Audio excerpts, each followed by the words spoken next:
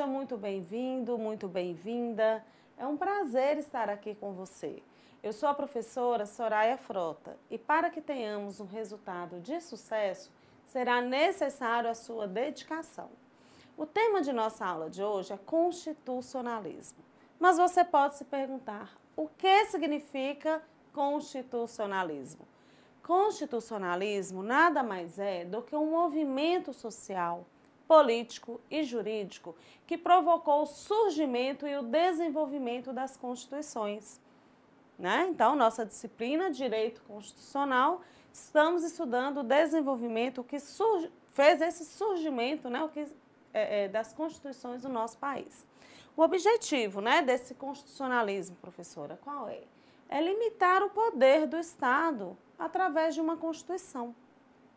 Então, eu vou mostrar para vocês aqui, no nosso slide, as modalidades de constitucionalismo.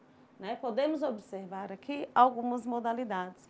Nós temos 4 tipos de constitucionalismo: constitucionalismo social, transnacional, neoconstitucionalismo e o constitucionalismo do futuro, que ele também é conhecido como constitucionalismo do porvir.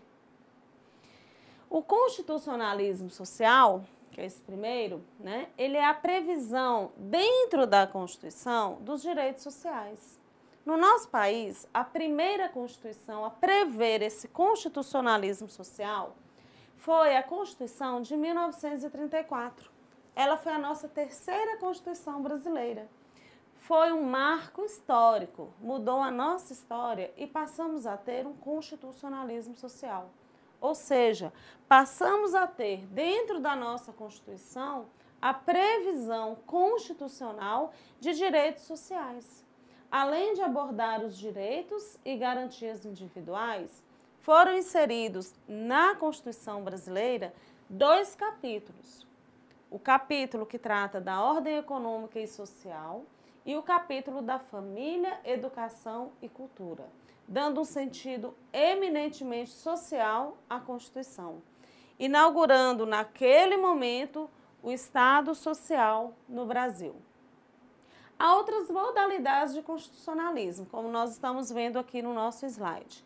Existe também o constitucionalismo transnacional, que é a possibilidade de se elaborar apenas uma Constituição para vários países.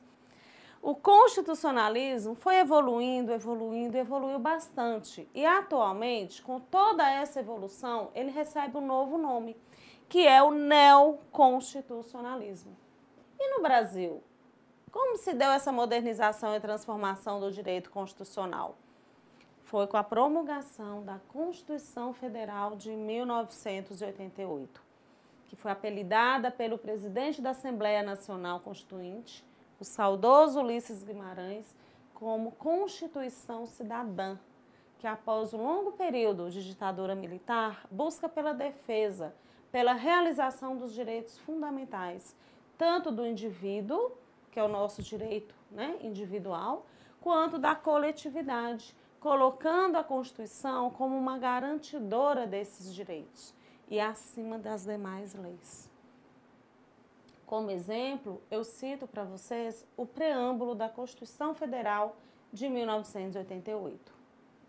Então, desta forma, a Constituição ela passa a respeitar e preservar as liberdades civis, os direitos humanos, os direitos fundamentais e as garantias individuais, visando ao bem-estar, ao desenvolvimento, à igualdade, à justiça social, seguindo a tendência do neoconstitucionalismo, ao incorporar no seu texto o princípio da dignidade da pessoa humana como um valor supremo.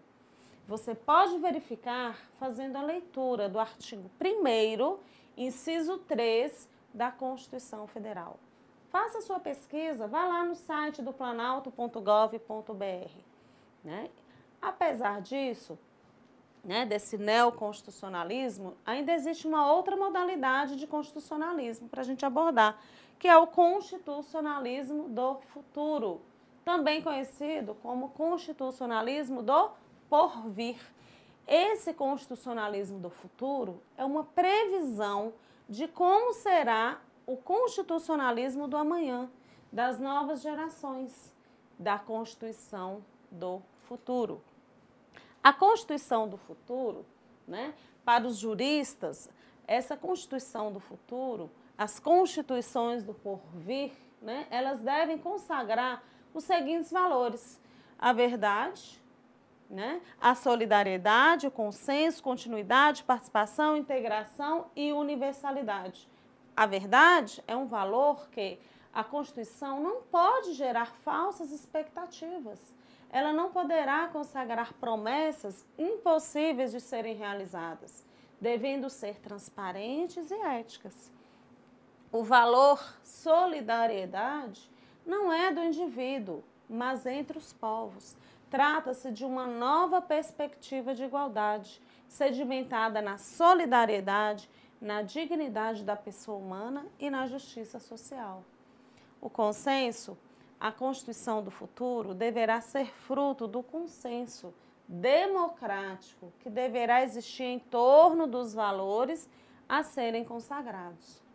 Temos também a continuidade, ou seja, as constituições, quando sofrer alguma reforma, elas não deverão sofrer modificações que destruam a sua identidade.